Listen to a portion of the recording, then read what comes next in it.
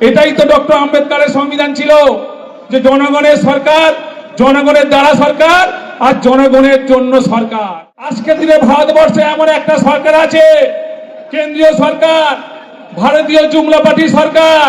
সেই সরকার ডক্টর আম্বেদকরের সংবিধানকে পরিবর্তন করে, চেঞ্জ করে, নিজেদের মতো সংবিধান তৈরি করে আজকের ভারতবর্ষ তথা আজকের বাংলার মানুষকে বিপদে ফেলার চেষ্টা করছে। কিভাবে সেটা আপনাদের একটু জানতে হবে। বিভেদের সরকার, ধর্ম বিভেদের দ্বারা সরকার আর ধর্ম বিভেদের জন্য সরকার এইভাবে সংবিধান তৈরি করছেন। আপনারা বুঝতে পারছেন কিভাবে। ধন্যবাদ।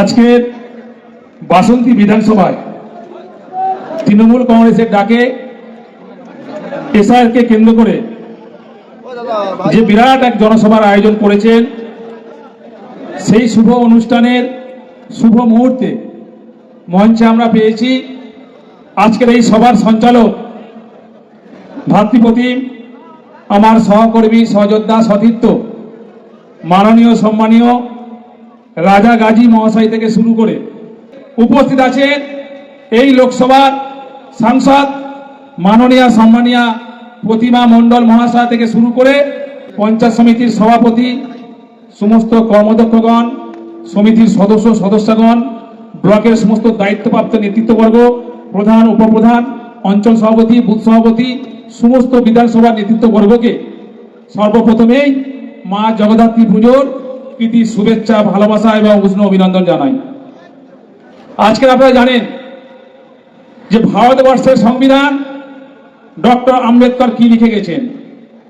আজকের ভারতবর্ষের সংবিধানে ডক্টর আম্বেদকর বলেছিলেন যে government of the people, government by the people, government for the people. অর্থাৎ সরকার জনগণের, জনগণের দ্বারা সরকার, জনগণের জন্য সরকার আর জনগণের সরকার।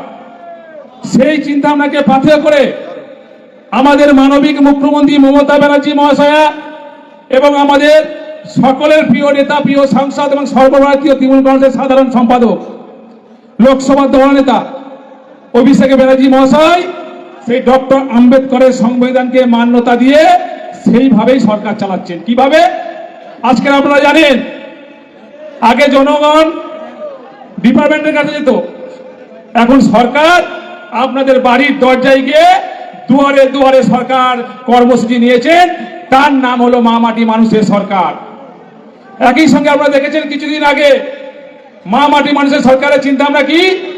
পাড়ায় পাড়ায় সমাধান, পাড়ায় পাড়ায় সমাধান করে এলাকার বুথের উন্নয়নের কাজ নিয়ে, স্কিম নিয়ে এলাকার কাজ শুরু হয়ে গেছে।